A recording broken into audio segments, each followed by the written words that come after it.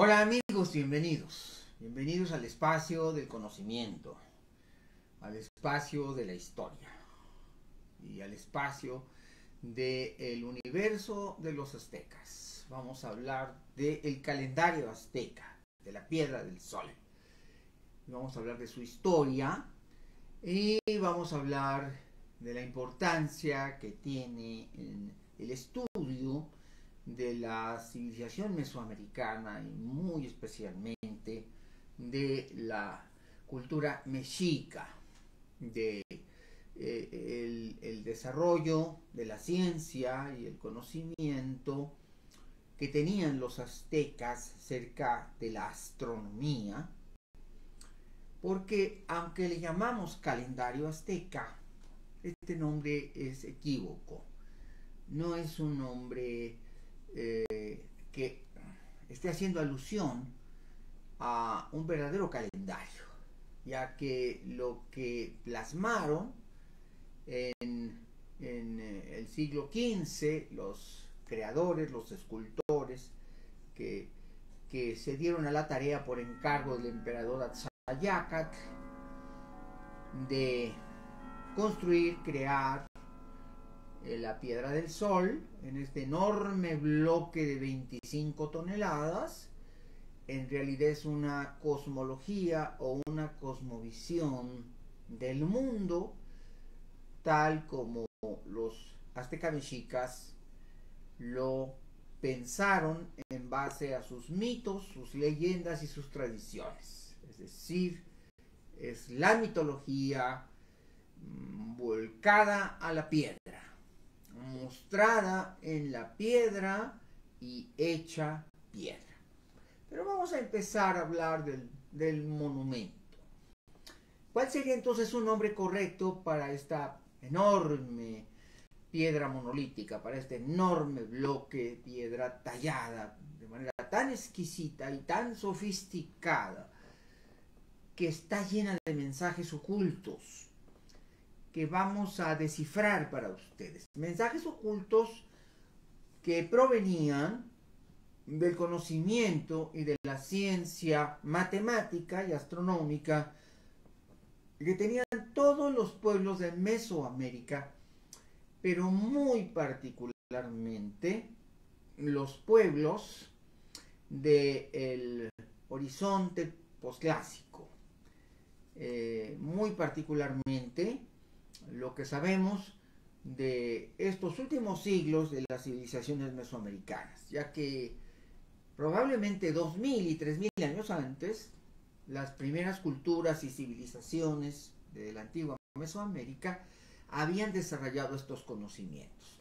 Es decir, que los herederos del conocimiento y de la sabiduría astronómica son los aztecas, son los mexicas, porque Tenochtitlán se funda en el año 1325. Pero ellos saben que en la antigüedad ha habido grandes civilizaciones, culturas, pueblos y sociedades que tenían un enorme conocimiento y ellos ambicionaban, deseaban ese conocimiento. Ellos buscaban por todos los medios aprender de las antiguas culturas ese conocimiento astronómico, matemático, de los cómputos del tiempo y de los cómputos astronómicos para conocer las estaciones y los periodos climáticos.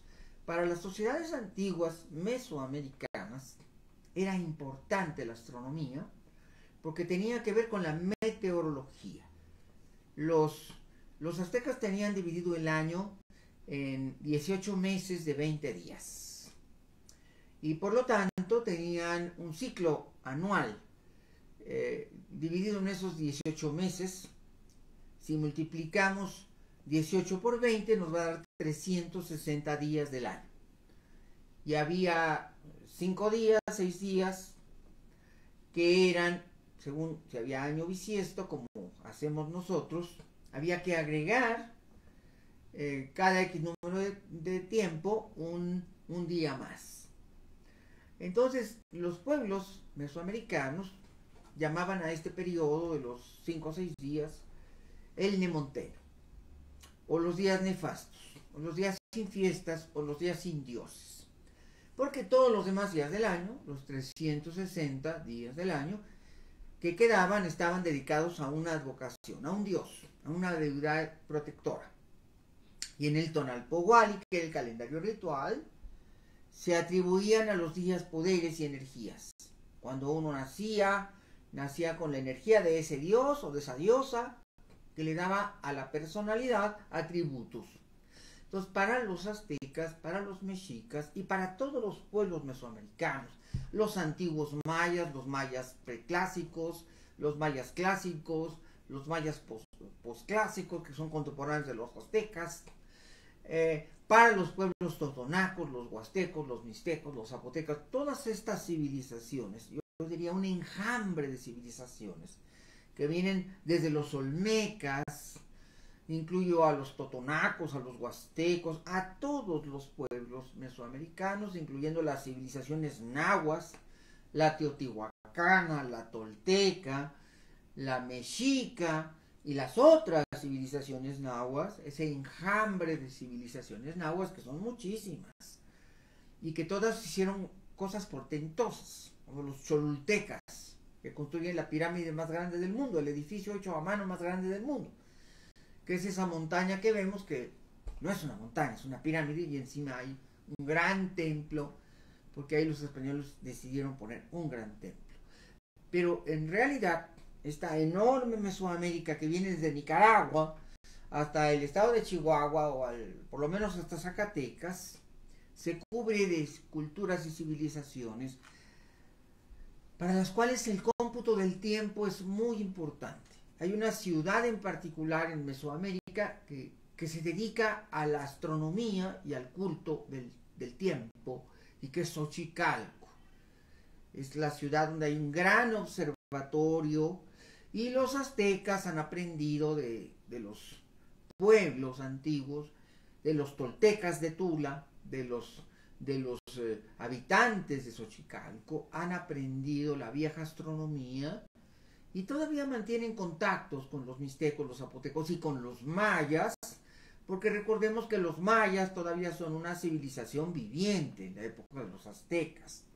Muchos maestros que había en el Calmecac tenían vínculos o eran mayas, porque había un intercambio enorme de productos comerciales y de redes de comercio. Se comerciaban libros astronómicos. Había traductores del maya al náhuatl.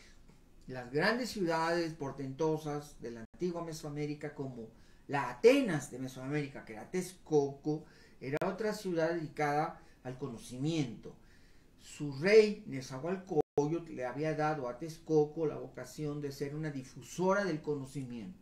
Por lo tanto, ahí también había un gran calmeca, como el de Tenochtitlan, y estaba llena de sabios. Y sabemos que en esos espacios de sabios había muchos maestros que venían de muy lejos, de otras civilizaciones muy avanzadas como la mixteca o como la maya. Y había intercambio de conocimientos y de eruditos, porque era muy importante conocer el movimiento del tiempo. Entonces, lo que la piedra del sol que está adornando la sala mexica es la pieza de honor. Cuando uno viene entrando del patio central del Museo Nacional de Antropología, uno se encuentra al entrar a la sala mexica con la piedra del sol. Yo trabajé más de 20 años para don Pedro Ramírez Vázquez. Yo fui colaborador de él en asuntos de investigación histórica y arqueológica, y trabajé con él, lo conocí personalmente, fuimos amigos, y yo visitaba su casa y su oficina que tenía en la calle de Agua, ahí en Pedregal de San Ángel, y él visitaba mi casa.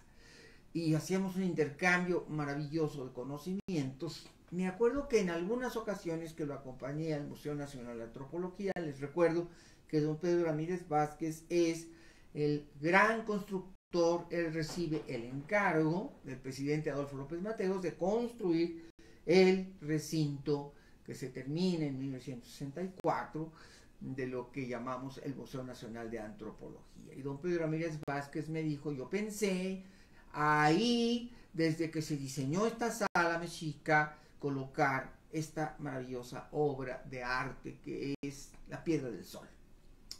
Nombre correcto, Piedra del Sol.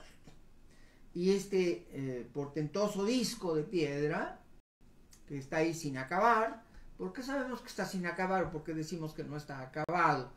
Porque obviamente si vemos todos los demás grandes monolitos que hay en la sala mexica y en muchos lugares, en muchos espacios y otras salas, vemos que los monolitos son perfectamente geométricos.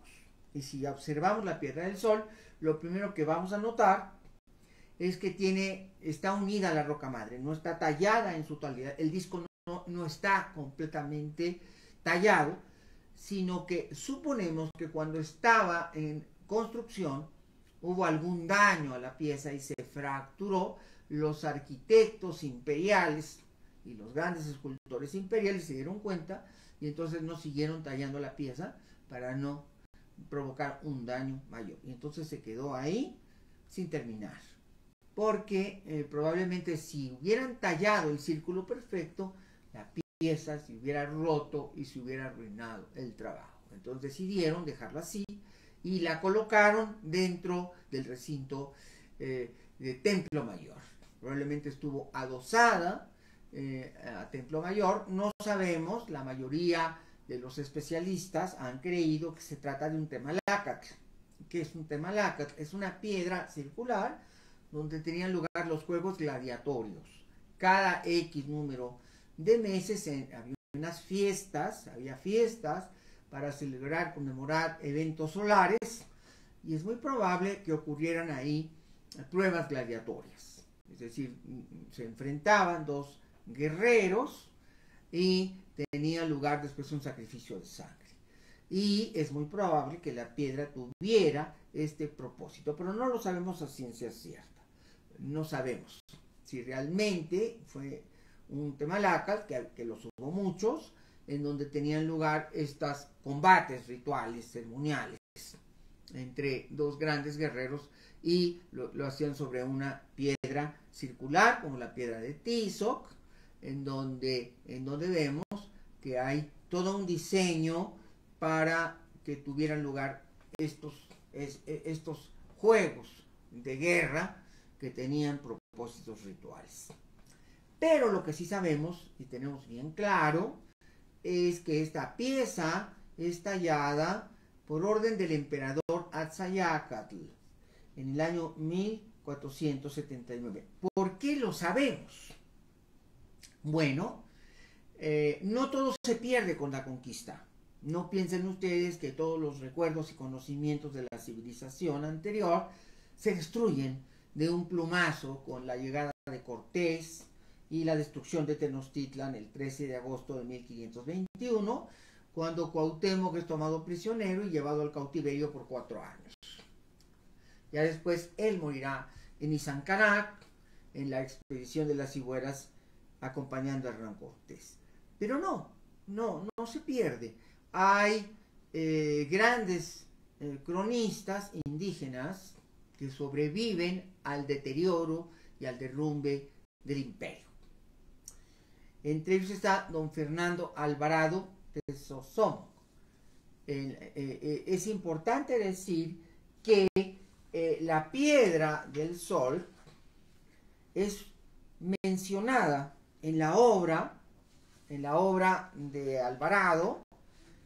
Don Fernando Alvarado de Sosomoc era el nieto del emperador Moctezuma y el bisnieto del emperador Atzayacatl. Y entonces él dice en la Crónica Mexicayotl, este libro que escribe a mediados del siglo XVI, y que es una remembranza de las viejas glorias imperiales, él escribe que su bisabuelo, el emperador Atzayacatl, mandó esculpir esta piedra justamente en aquella fecha de 1479, porque se había cumplido un año de fin de siglo y comienzo de otro siglo.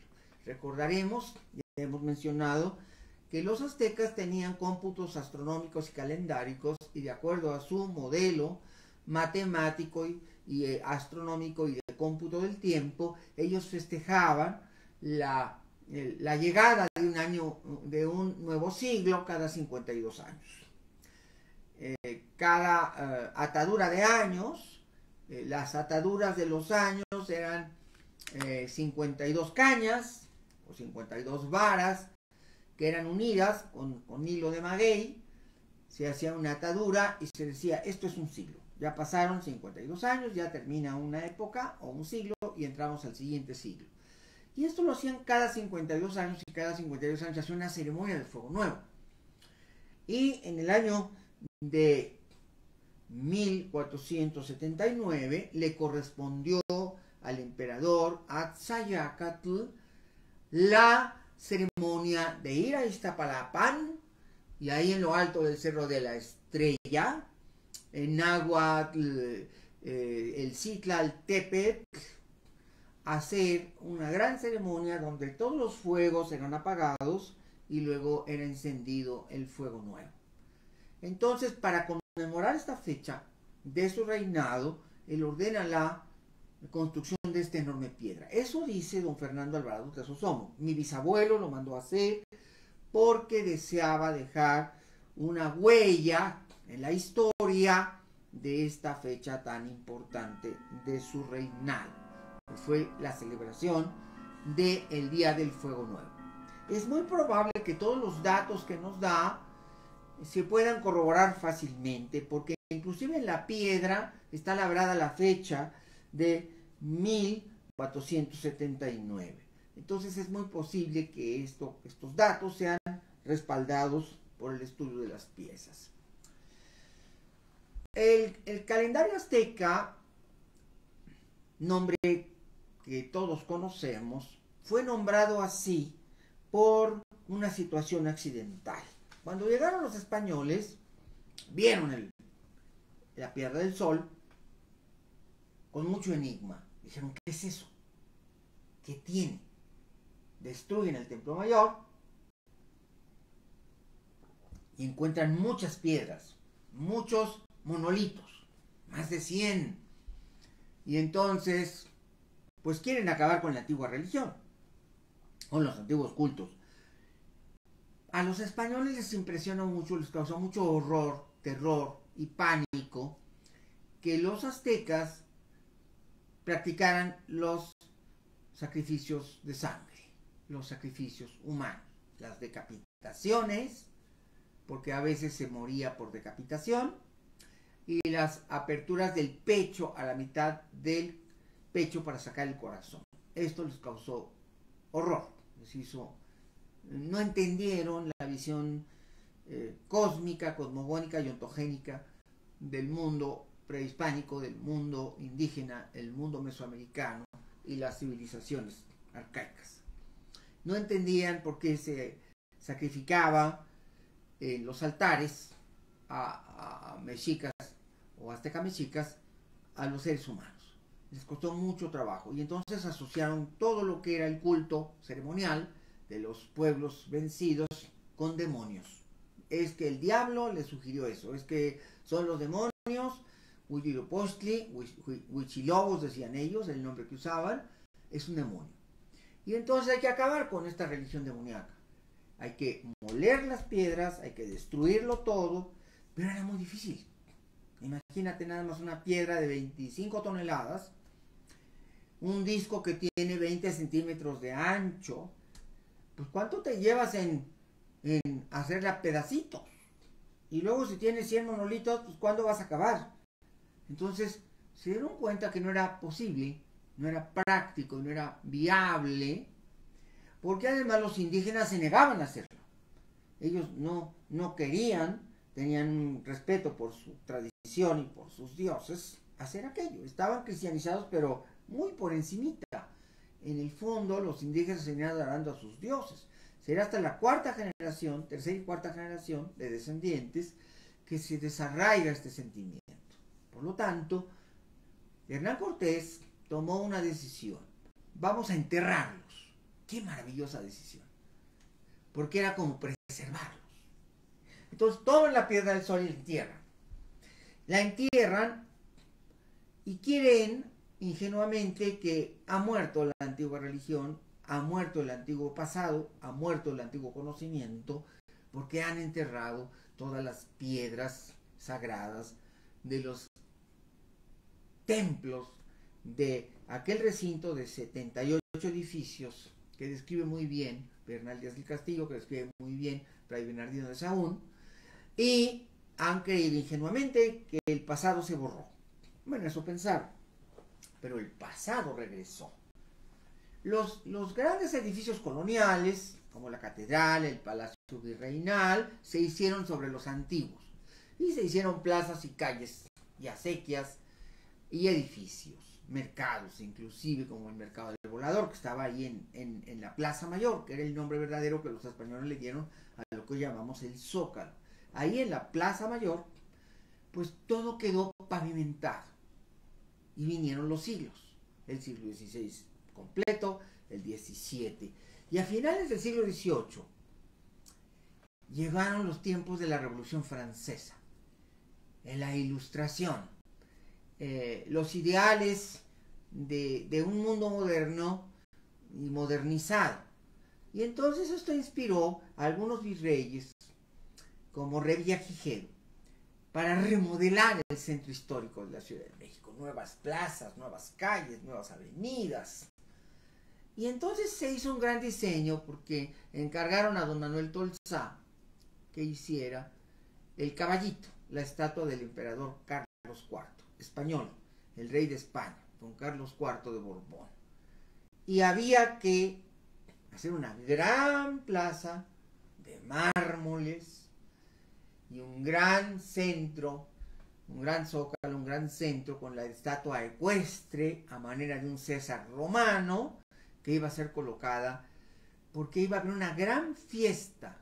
La Catedral de México se había construido y se tardaron 300 años en construirla. Entonces, para el año 1808 casi estaba terminada y la iban a inaugurar. Entonces, las obras de remodelación empezaron desde 1790.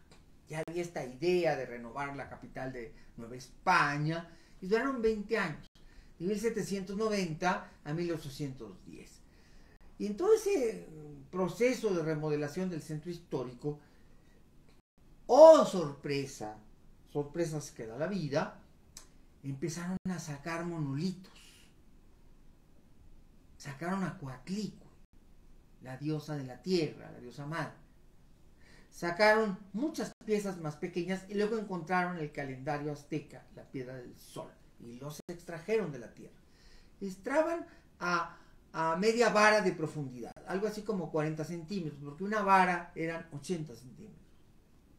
Y entonces, cuando la sacan, cuando la extraen y la muestran, pues nadie entendía de lo que se trataba. Y llamaron a un sabio, Soto y Gama, el doctor Soto y Gama, que viene y ve la pieza. Soto y Gama ya era un especialista en temas prehispánicos porque a Soto y Gama le había tocado recibir todos los papeles viejos del museo de aquel gran explorador que alguna vez les platiqué su historia, que llegó de Italia y que había hecho una colección de 300 piezas maravillosas sobre mapas y documentos antiguos del mundo prehispánico. Entonces a Soto y Gama le toca la suerte de heredar parte de los papeles que tenía Boturini, este sabio italiano que había llegado a México y era dedicado a rescatar códices. Y entonces Soto y Gama va a ser convocado por el virrey y él opina que la pieza no debe destruirse, que el calendario azteca no debe destruirse.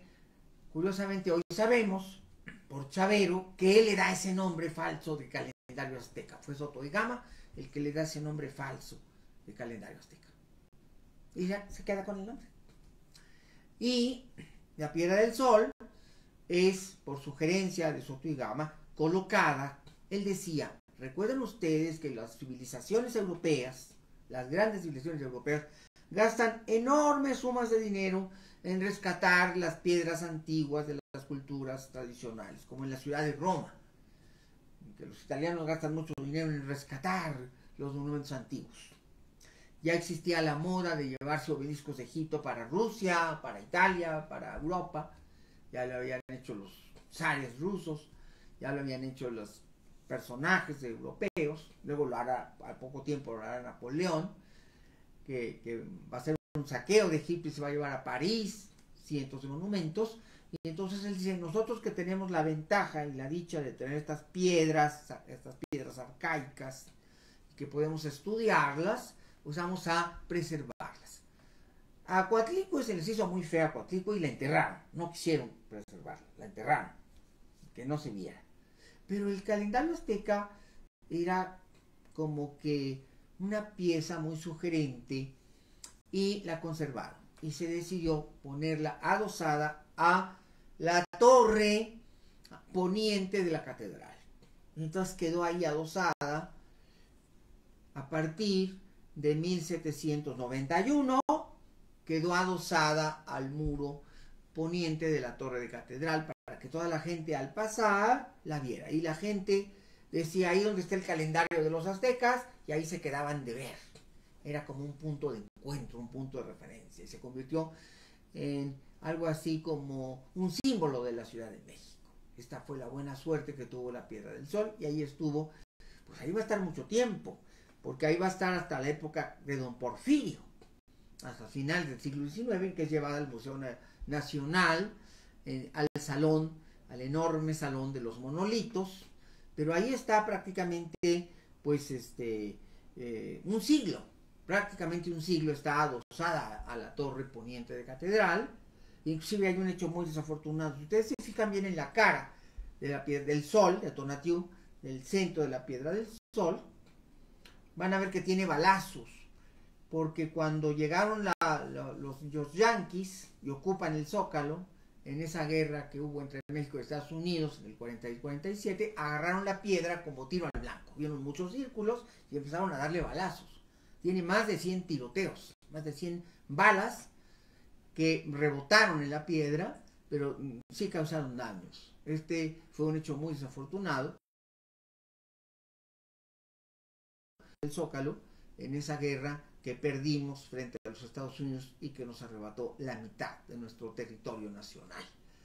Y las consecuencias todavía se pueden ver en la Piedra del Sol, porque repito, la utilizaron como fue rescatada hacia el 1885, llevada al Museo de Arqueología, de Historia de México, que ya existía en los tiempos de Don Porfirio, y Don Porfirio era un gran protector de los hallazgos arqueológicos, de las zonas arqueológicas, destinó enormes sumas de dinero para que se apoyara el estudio de la arqueología mexicana. Inclusive más tarde don Leopoldo Batres es una figura importante en el periodo de Porfirio Díaz por el rescate que hace de muchas piezas y zonas arqueológicas en nuestro país. Esta enorme pieza tiene 300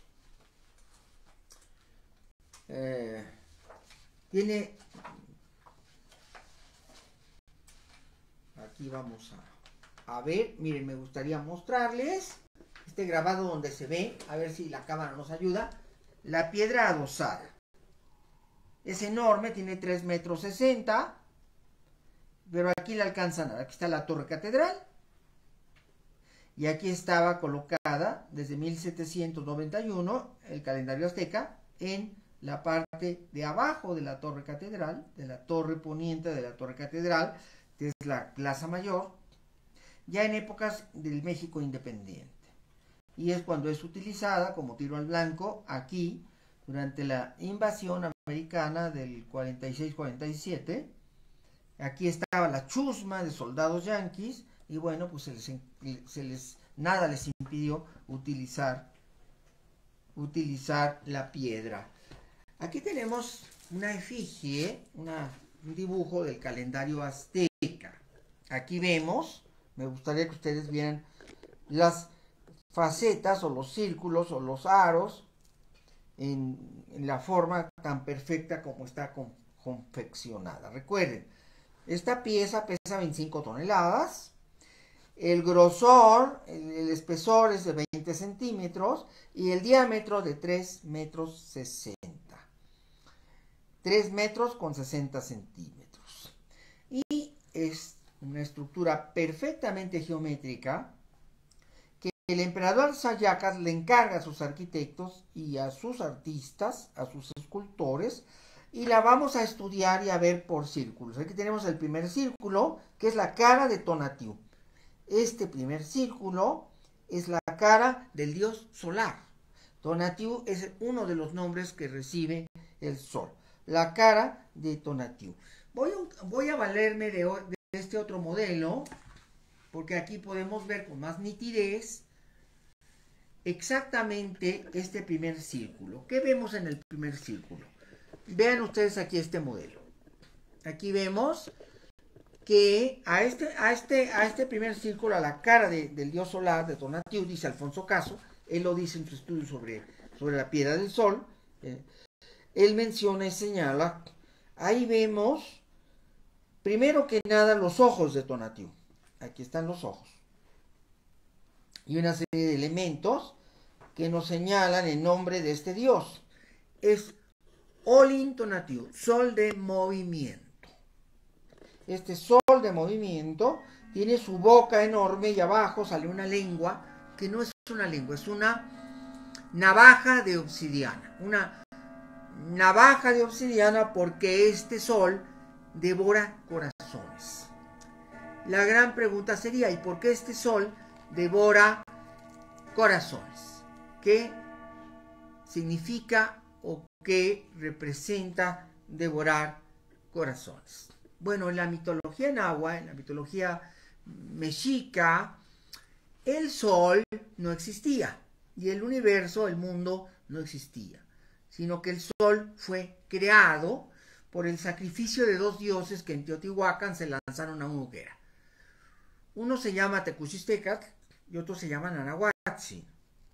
Entonces, los dioses, para que funcionara el mundo, se dieron cuenta que Nanahuatzin sube convertido en sol y el otro dios, el dios avergonzado, el dios que era más cobarde, Tecuchistecatl, que le dio miedo echarse a la hoguera, se echa en segunda instancia y se convierte en la luna. Y así es como, según la mitología azteca, nacieron el sol y la luna. Pero el sol no se movía. Y entonces hubo necesidad de nuevos sacrificios, además de los sacrificios terribles de estos dos dioses, que se tuvieron que lanzar a una hoguera y arder en una hoguera para que hubiera sol, vida y movimiento. Entonces hay que hacer un nuevo sacrificio para que el sol se mueva, para que funcione el universo, para que haya día y noche, porque si el sol no se mueve, pues no puede haber día y noche, y si no hay día y noche no había un ciclo de vida, porque se requiere de la noche y se requiere del día, que son los opuestos filosóficos. Toda la cultura y la civilización mexica está basada en la dualidad. La dualidad está compuesta por la complementación y oposición de los opuestos, es decir, día y noche, calor, frío, oriente y poniente, norte y sur, arriba y abajo, adentro y afuera. Toda la concepción mitológica y filosófica de la cosmovisión del mundo mexica está basado en el equilibrio de estos opuestos. Cuando se rompe el equilibrio se produce el caos y viene una era cataclísmica. Ese caos se convierte en un cataclismo que destruye y acaba con el mundo creado. Entonces, los aztecas, los mexicas han decidido hacerse cargo de que el mundo funcione y Olin Tonatiuh, el 4 movimiento, el sol de vida y movimiento, Olin Tonatiuh funciona. Y entonces es necesario ayudarle al sol, que tiene que luchar contra la oscuridad y las potencias nocturnas, contra la luna, para ser más específicos, que es la diosa Coyolxauhqui, tiene que luchar a brazo partido todos los días para que el día no se muera y el universo no deje de existir. Y entonces en esa lucha cósmica los hombres deben ayudar. ¿Y cómo ayudan? Con su sangre. Y por eso tienen lugar los sacrificios humanos en las piedras sagradas, en lo alto de los adoratorios, como en el caso del Templo Mayor, que tenía un altar solar, ahí tenían lugar los sacrificios humanos. Y ahí la sangre que fluía de los humanos permitía al sol reponer energías, energía y poder y fuerza para volver a luchar todas las noches cósmicamente. Cuando los cielos se tiñen de rojo, los aztecas decían que era la sangre del sol. Por eso las nubes se ven rojas en el ocaso, al anochecer, y en el alba al amanecer. Porque es la sangre del sol que a raudales corre y muestra las heridas que el sol, en su heroica guerra, combate todos los días contra la oscuridad para que prevalezca la vida, el movimiento y el mundo, y por lo tanto la humanidad, y para que tengan lugar todos los ciclos, el ciclo de la lluvia, el ciclo del crecimiento del maíz, el ciclo de la civilización, que las ciudades estén bien, que los hombres estén bien, pero los hombres deben ayudar. Entonces por eso hay sacrificios humanos, para mantener el equilibrio cósmico y la vida del sol. Y entonces este pedernal, esta navaja, este tecpat, este cuchillo de obsidiana, es su lengua. Y sus dientes devoran los corazones. Entonces aquí tenemos la mirada del dios solar, sus signos, sus glifos, que nos dicen: yo soy Olin Tonatiuh, 4 movimientos, soy el equilibrio del universo, y aquí vemos que hay 2 garras, aquí casi no se alcanza a ver, pero son 2 manos, y son garras de águila, porque el sol es concebido como un águila, el águila Pautero, el águila que desciende. En la mañana es el águila que asciende, y en la tarde es el águila que desciende. Pero es el sol que sube al cenit y baja del cenit todos los días, y que mantiene su ciclo cósmico de movimiento y vida, que es lo que permite que todo esté en orden y todos seamos felices. Y eso es lo que vemos en esta figura. Aquí vemos todos los elementos que decoran el rostro de Tonatiuh, ataviado como un dios y como un rey, el rey del cielo, el rey del universo, y tiene sus orejeras, tiene una serie de elementos. Entre ellos hay muchas arrugas porque es un dios viejo, tiene muchas arrugas porque es un anciano cósmico. Y aquí tenemos el Olin Tonatiuh. Vamos a cambiar de hoja y vamos a ver el segundo círculo en esta maqueta que tengo aquí de la piedra. Podemos ver que podemos cambiar y ver únicamente el segundo círculo. Este sería el segundo círculo. Es decir, que aquí ya podemos ver con más claridad que hay un segundo círculo, y este segundo círculo lo podemos describir así. Aparecen aquí 4 cuadrantes. Otra vez el concepto del equilibrio. Y estos 4 cuadrantes son los universos anteriores que hubo y las humanidades anteriores que existieron, pero que fueron destruidas por cataclismos. Cuando se pierde el equilibrio, termina el orden y caemos en el caos, se acaba el mundo. Y luego vuelve a renacer y vuelve a ser creado por los dioses. Como fue creado el quinto sol, así fueron creados 4 mundos anteriores y fueron destruidos. El primero de los mundos es el mundo, el universo de los jaguares. El primer mundo fue el de los jaguares, o Xomatli, el de los jaguares. Y ese primer mundo fue destruido después de ser creado, y fue destruido por terremotos, y fue destruido porque salieron grandes jaguares de la tierra y devoraron a la humanidad. Solamente unos cuantos sobrevivientes se convirtieron en monos. Y así terminó la primera edad del mundo, o el primer sol. 4 jaguar, así se llama esa era y ese sol, el sol 4 jaguar. El segundo sol, el sol de la segunda edad o era, aquí lo tenemos representado por Ejecatl, el rostro del dios del viento, y se llama 4 viento. A este jaguar lo podemos asociar con la tierra, 4 tierra podría llamarse también, y a este hay que llamarlo 4 viento, porque está asociado a los vientos. Y esta humanidad y este mundo se terminó porque hubo grandes huracanes que mataron a toda la gente, mataron a toda la humanidad. Solamente hubo unos cuantos sobrevivientes y la mayoría de los hombres pereció. Después tenemos la tercera era o la tercera época, que es el símbolo del dios Tlaloc. Se le puede llamar cuatro tempestad, pero era una tempestad de fuego. El dios Tlaloc no está asociado solamente con la lluvia. Sí, claro que se le asocia con la lluvia, porque es el dios del agua y de la lluvia que cae del cielo. El agua que cae del cielo y las tormentas y las tempestades de agua, pero también del cielo caen rayos, lluvia de fuego. Entonces esta fue una tempestad de rayos, una tormenta eléctrica y una lluvia de fuego que acabó con la humanidad. Y esta humanidad fue destruida y fue la tercera humanidad que fue destruida. Y después de que ese mundo se destruyó, vino un cuarto mundo que lo vemos en el último cuadrante. Recuerden, aquí es el primero, el 4 jaguar, el segundo es 4 viento o 4 Hecat, el tercero es 4 asociado a Tlaloc, 4 tempestad, y es una tempestad de lluvia de fuego. Y el cuarto mundo que existió antes del quinto sol, el cuarto sol, está asociado a la diosa Chalchutlicue, a la diosa de las aguas de los ríos. Y esta humanidad fue destruida por un diluvio de lluvia que arrasó toda la tierra. Y la inundación acabó con todos los humanos. Solo unos cuantos sobreviven. Y así termina la cuarta era o la cuarta humanidad o la cuarta edad. Aquí tenemos los cuatro, alcanzamos a ver. Y entonces vemos aquí las figuras. Claro, aquí es el jaguar. Creo que sí nos está quedando claro.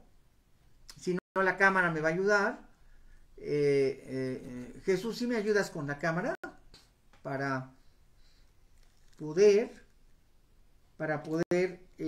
enfocar. Aquí tenemos, claramente podemos ver la figura del jaguar. Ahí podemos distinguir aquí la figura de Hecatl, el dios del viento. Acá tenemos la figura de Tlaloc, la representación del glifo de Tlaloc. Y aquí el de la esposa de Tlaloc, que es la diosa de las lagunas, de los ríos, la diosa de las aguas sobre la tierra. Entonces aquí tenemos los 4 soles y las 4 destrucciones o aniquilaciones de la humanidad, y luego viene la creación del quinto sol, y ahí tenemos la explicación de la que podría ser. Voy a traer un modelo que pueda mostrarles con mayor claridad esta imagen. Aquí tenemos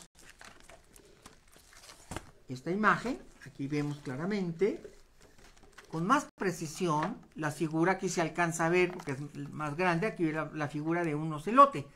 Ahí vemos un diente del ocelote, el ojo del ocelote, y aquí tenemos Hecatl, el glifo de Hecatl, del viento.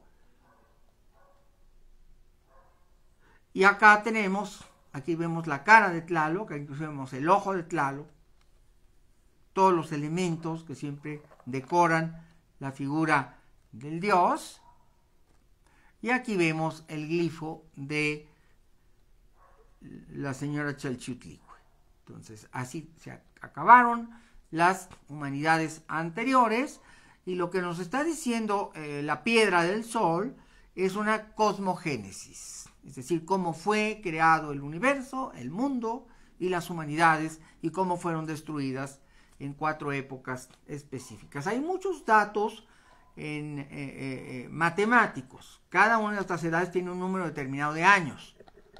Conocemos los años de cada una de las edades, pero eso tiene que ver con conceptos de numerología azteca, mexica, que ya iré tocando probablemente cuando hable de numerología mitológica, porque no son cantidades, cuántos años duró cada uno, son elementos numerológicos, pero tienen que ver con mitologías y conceptos astronómicos.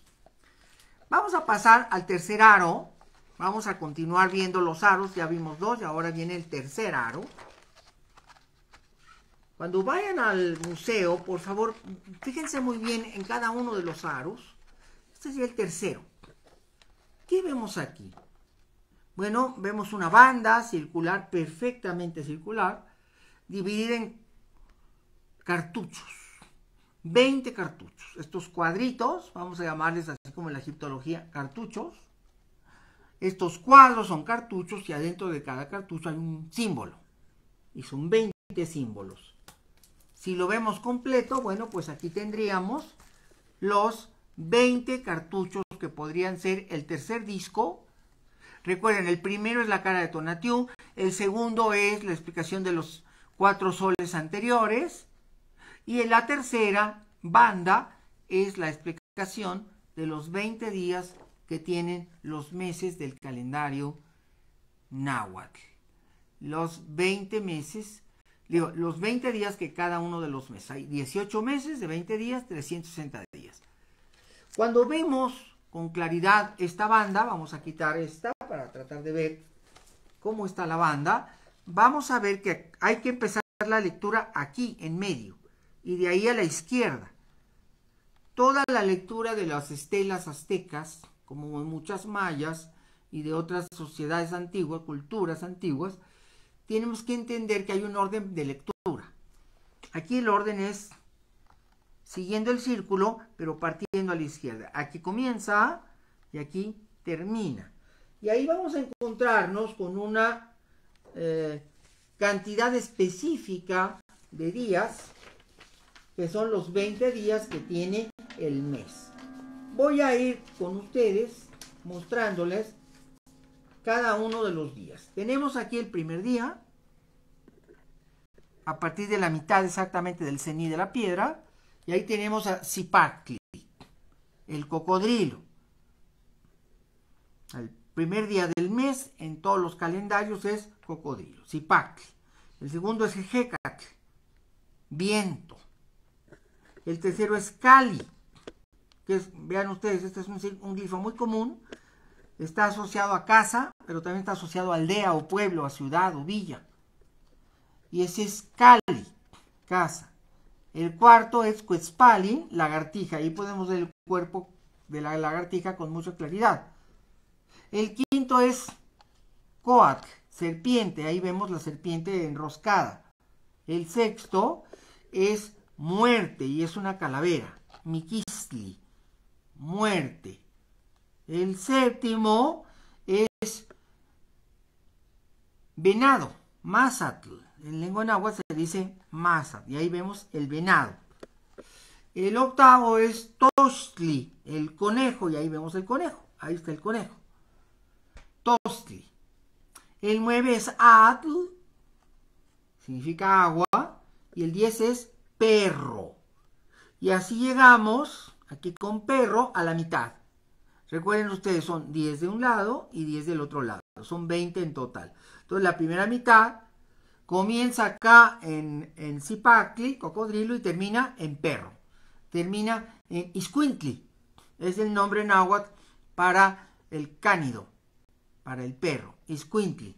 Y aquí tenemos ya los 10 signos de la mitad, de la primera mitad de la lectura de los días del calendario. Después tendríamos, aquí tendríamos de la mitad para acá, la segunda mitad, y empezaríamos con mono. Ahí vemos la cara de un mono, Osomatli, mono. Después aquí vemos malinali, que quiere decir pasto, es la hierba del campo, es pasto. El siguiente número es acatl, es una caña o un carrizo. Caña o carrizo es acatl. Después el 14 es ocelotl, jaguar. Podemos distinguir perfectamente los rasgos del jaguar. Y el 15 vemos que es un águila, ahí está su pico del águila, cuautli, águila. Y luego el 16 es coscuautli. El coscuautli es el sopilote. Entonces aquí vemos claramente los picos de las aves, acá, así como acá vemos los rasgos felinos, aquí vemos el águila y luego el zopilote, con mucha claridad. Y luego, el 17, ya vamos a terminar, tenemos Olin. Este símbolo es el Olin, el movimiento, símbolo de movimiento. Y el 18 es Tecpat, vemos que es como la lengua de Tonatiuh, en el primer círculo, una navaja de obsidiana. Tecpat es cuchillo de obsidiana o es obsidiana, o navaja. Y luego el 18, el 19, ya vamos a terminar, ahí vemos Quihuitl, que significa lluvia. Y al final, el último, es Xochitl. Aquí está la flor, las hojas de la flor, y en el centro está el ramillete de la flor, es el 20, es Xochitl, flor. 19, lluvia, 20, flor. Y así hemos hecho la revisión de las 20 figuras de la tercera corona, o tercer aro, o tercer círculo, para la comprensión del estudio del calendario azteca. Es decir, aquí vemos claramente, primer círculo, la cara de Tonatiuh, con sus ojos, su lengua de pedernal, su signo que nos dice yo soy Olin Tonatiuh, 4 movimientos, sol de 4 movimientos, y luego vemos las garras, los elementos de la cara, las arrugas, los dientes, la boca, y luego tenemos el segundo círculo, donde vemos las 4 edades mitológicas o míticas, la del Ocelot, la de el viento, la de la lluvia o tempestad de fuego, y la del diluvio, asociada a cada uno a elementos de deidades, como en el caso de Hecatl, o en el caso de Tlaloc, o Chalchutlicue. Así vemos cada uno de los círculos, y luego viene el tercero con las 20 figuras que representan los días de los meses. Por eso es que el doctor Gama se confunde. Él piensa que es un calendario, pues porque ve la cuenta de los días del mes. Por eso él le da el nombre de calendario azteca. Pero Soto y Gama fue la primera impresión que tuvo, y el nombre se quedó. Y ya se convierte en uno de los grandes errores históricos, porque no es un calendario, es una piedra cosmológica.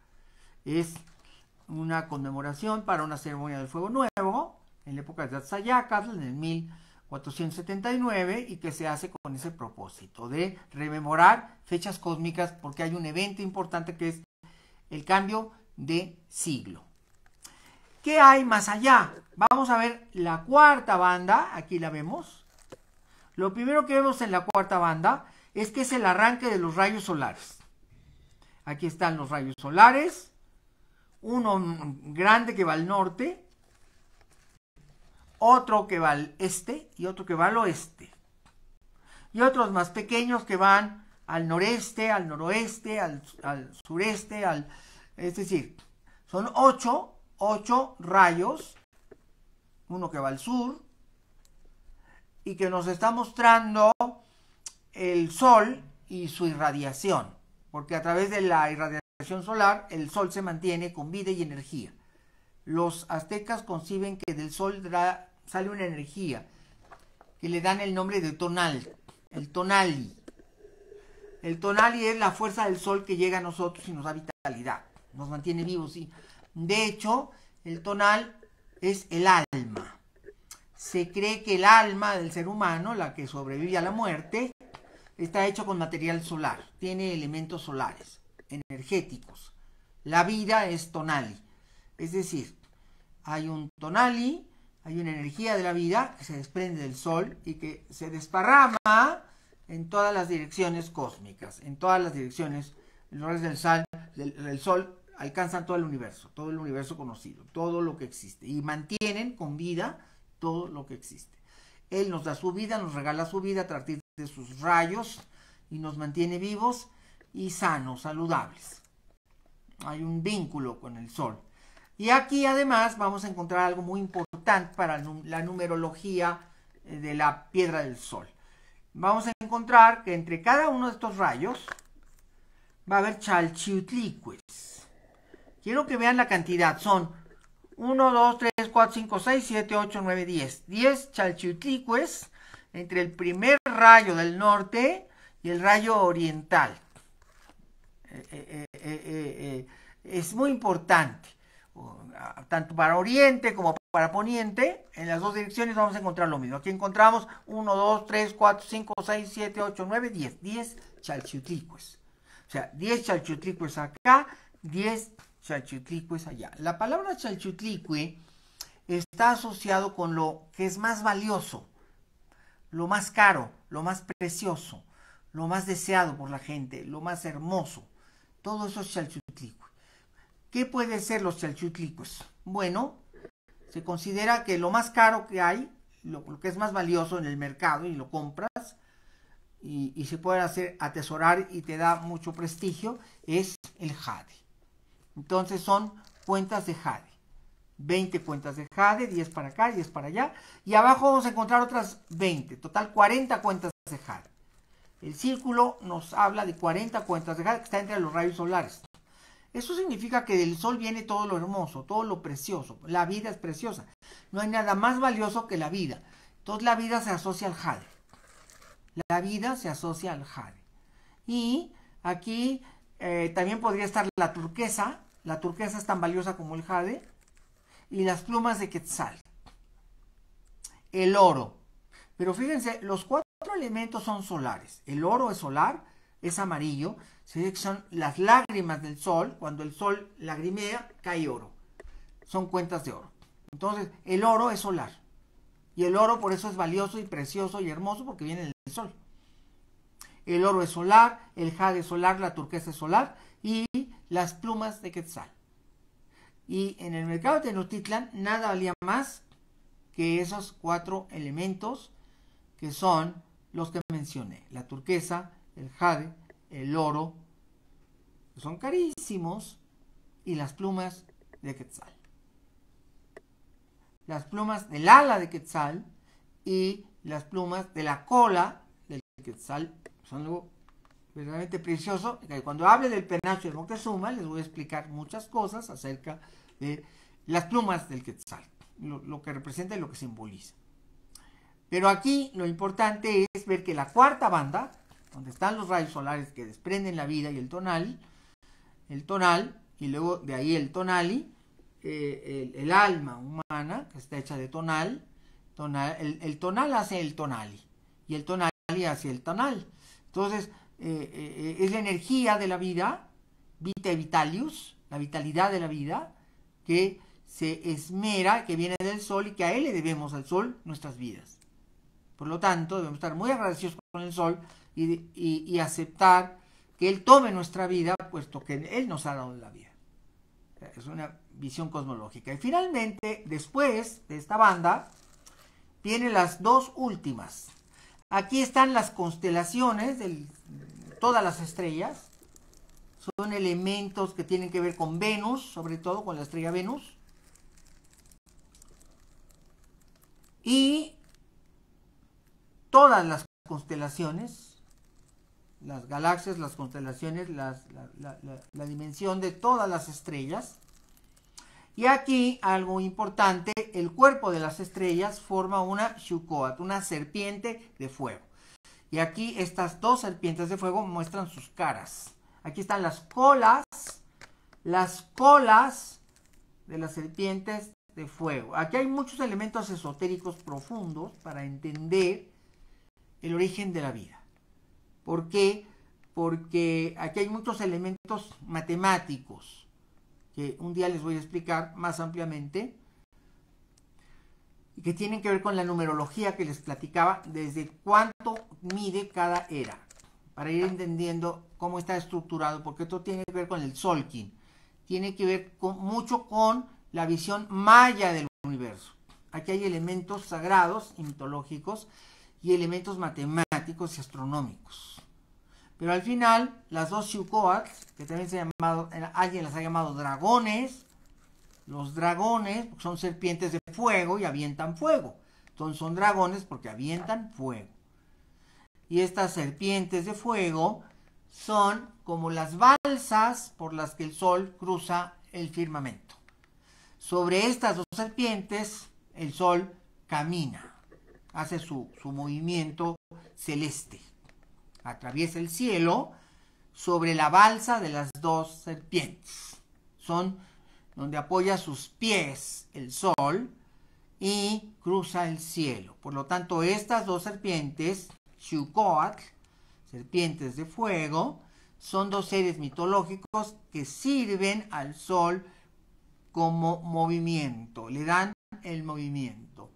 Son seres mitológicos extraordinarios, ya hablaré de ellas, son muy importantes en la mitología, pero ellas representan eso, el poder del sol. El poder solar está representado por las dos serpientes. Entonces aquí están todas las estrellas y son los cuerpos, de hecho, de las dos serpientes. Y así se terminan los aros. Recuerden brevemente la cara de Tonatiuh, el primer círculo. Las 4 edades mitológicas, el segundo círculo. Los días de el mes, los 20 días de todos los meses, el tercer. Sí, Antonio Soto-y-Gama se confunde precisamente cuando ve esto y dice es un calendario.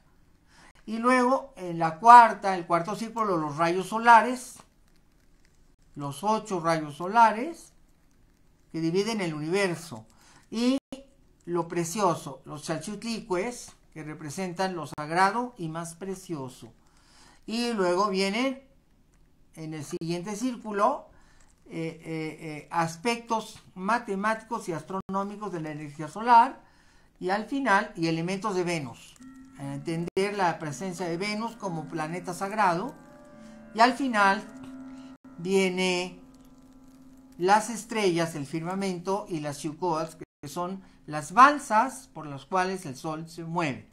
Son las que mueven al sol. Esas serpientes o dragones de fuego son las encargadas de posar al sol. El sol se posa en ellas y se mueve a través del firmamento celeste y atraviesa los cielos. Y así es como cruza, inundando con sus rayos vida y movimiento, creando la vida y sustentando el cosmos.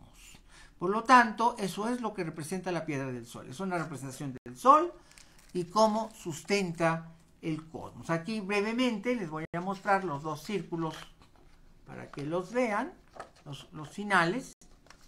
Aquí tenemos el círculo que les digo que está asociado con Venus y donde están los rayos solares. Aquí lo vemos con mucha precisión. Y aquí están los chalchiutlicues, los 20 chalchiutlicues, lo precioso y lo enigmático. Y al final vamos a los dos últimos círculos. Aquí tenemos los elementos estelares, las estrellas, el universo estelar y finalmente los cuerpos de las serpientes, donde están todas las constelaciones, y las cabezas de serpiente, que son las que vomitan fuego y representan el poder del sol y de su fuego eterno.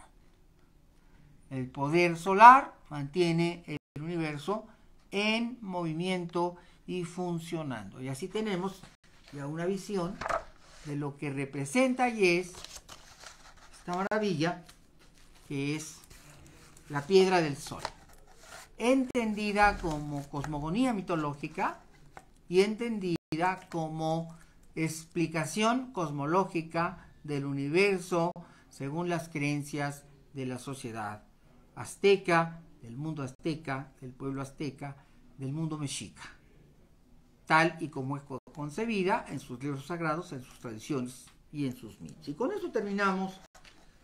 Espero que esta charla sobre el calendario azteca les permita una más clara comprensión de los símbolos de este gran monolito, que, repito, tiene esta larga historia que nos acompaña, esta larga historia que nos platica, que viene desde su creación. Este monolito, por cierto, fue traído por 10.000 tamemes desde la Sierra del Ajusco. La roca madre está en la Sierra del Ajusco. Entonces tuvieron que arrastrarla unas 20 kilómetros desde las faldas del volcán Xitle, acá en Tlalpan, en la zona de Xochimilco, en la zona del sur. De ahí estaba la roca madre y la transportaron hasta Tenochtitlan. Imagínense, en una época donde había muy pocos elementos como de carga, donde no había ni siquiera tiros de caballos o animales o bueyes. Esto se hizo con esfuerzo humano, con miles de tamemes que con sogas y rollos de madera pudieron transportar hasta Tenochtitlan la piedra. Tanto esta como muchísimos otros monolitos van a ser tallados y trasladados precisamente por este método.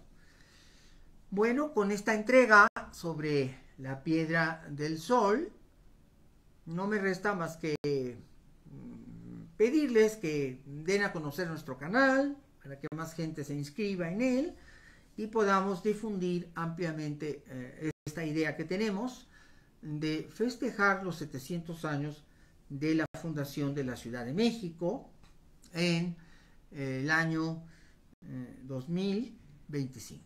Tanto la Universidad Dr. Emilio Cárdenas, el CUDEC, como el canal de Pepe Cruz, estamos unidos en este propósito de festejar los 700 años de fundación de la Ciudad de México.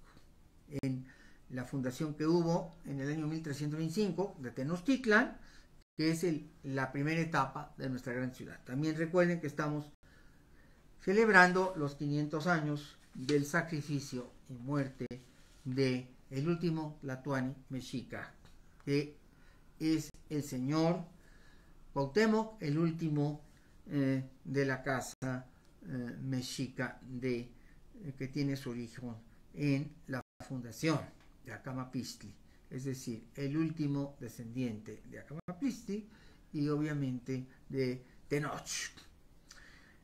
Gracias amigos por estar aquí en el canal, gracias por vernos, gracias por recomendarnos, gracias por escucharnos y seguiremos compartiendo estos programas y estos espacios para ustedes con todo el cariño de siempre, deseando que tengamos cada vez mayor conocimiento de nuestras raíces. Las raíces de México son importantes porque un árbol se sostiene por las raíces y un pueblo también, como un árbol, requiere del conocimiento de sus raíces para poder poner cara al futuro, para enfrentar los retos venideros, siendo fuertemente fortalecidos por su propia autoestima, y esta se nutre del conocimiento de nosotros mismos. Así como lo decía Sócrates en la antigua Grecia, conócete a ti mismo y el mundo se te dará pleno. Muchas gracias amigos. Hasta la próxima entrega.